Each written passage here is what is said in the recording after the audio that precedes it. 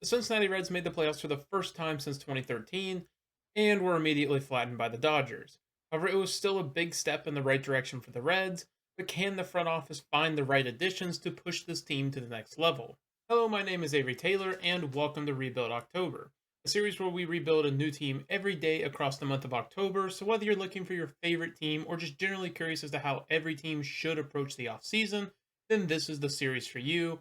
And with that being said, let's jump right into the video. As you can see from the war by position, it is clear to see the strengths of this team, which lies in its pitching, both starting and in the bullpen. However, the starting lineup is a bit of a mess and will require a major turnaround to be a dark horse for the 2026 World Series. However, before we can talk about additions to the roster, we have to talk about impending free agents, and the Reds have some very impactful ones. They're currently faced with 5 unrestricted free agents, 2 club options, and a mutual option as well. For players the Reds need to keep, it has to start with Emilio Pagan, who had the best season of his career in 2025 at the ripe age of 34, and he should be priority number one for this offseason. Pagan was essential for this bullpen and would be a great closer for the Reds to welcome back. He's already expressed interest in returning, so they might be able to get a discount as well. On the offensive side, the Reds will welcome back Miguel Andujar, who was spectacular while he was in Cincinnati.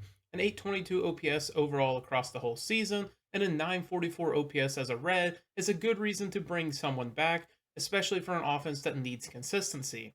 He will start the year as a bench bat who could easily start to platoon versus lefties. And then we turn to the 2 club options. The team will release one and keep the other. For Scott Barlow, he'll be the one that doesn't return to the Reds. While he is very consistent, a $6.5 million salary for a mid-4 ERA isn't enough for me to want him back. The Reds have so many exciting young arms, and I think they can do better and cheaper. However, virtually none of those arms are left-handed, and that is the role Brent Suter will come back to play. Suter didn't have the best season in 2025, but he does some things that mean he should bounce back. He gets the ball on the ground, avoids barrels, and doesn't walk very many batters.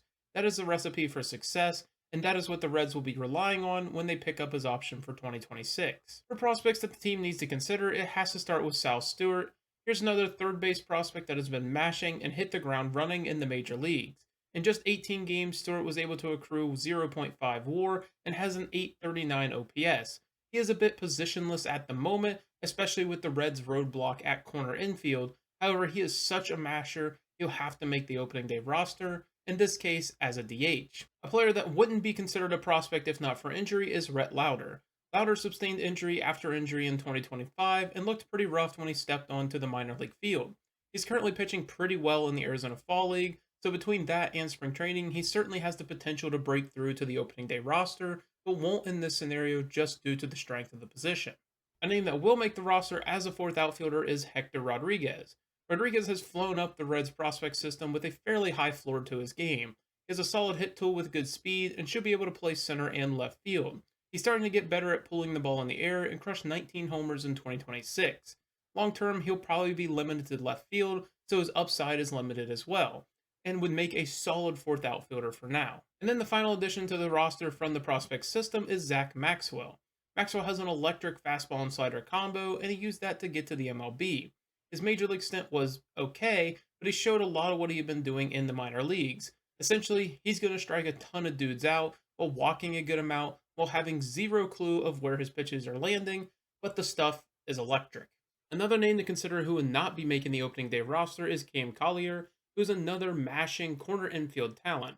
If one of the talents that are already on the major league roster struggled to start the year, Collier could be hot on their heels. While Collier did have a strange year, maintaining his OPS despite hitting 16 less homers, he has the tools of being a very good, complete hitter one day with his improved hit tool that he showed in 2025.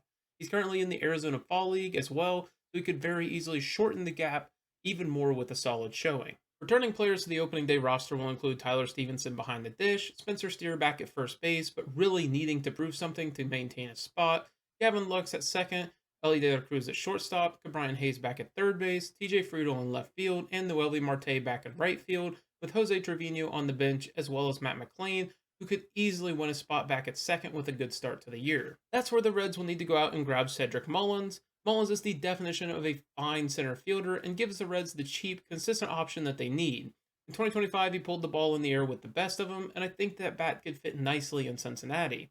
His defense isn't as elite as it once was, but it also allows for another true outfielder into the mix, which the Reds have desperately missed. For the rotation, it'll look very familiar with Hunter Green, Andrew Abbott, Brady Singer, Nick Lodolo, and Chase Burns to start the year. However, the Reds do have the luxury of having a number of starters that will make appearances throughout the year, with Louder, Chase Petty, and even a Brandon Williamson coming off injury, so the Reds definitely have quality options. And then the bullpen will also return a number of names, including Tony Santillan, Graham Ashcraft, Connor Phillips, and Luis May. That leaves one piece of the puzzle left to fill, and they need a solid left-handed reliever. And for that final addition, they will look to Caleb Ferguson. Aside from the first half of 2024, Ferguson has been incredible since 2020. In that time, he has a 3.47 ERA while striking out close to 10 batters per 9 innings. He does an incredible job of limiting homers, especially within the last year and a half, not allowing more than zero point 0.4 homers in that time per 9 innings, something that is crucial in Cincinnati. And that's going to do it for the video. Barring a major trade, the Reds will not likely make major changes this offseason. It'll be crucial for the internal development of some of these younger guys like McLean, Steer, Marte, etc. That will ultimately determine how far this team goes and just how dangerous they'll be if they return to the playoffs.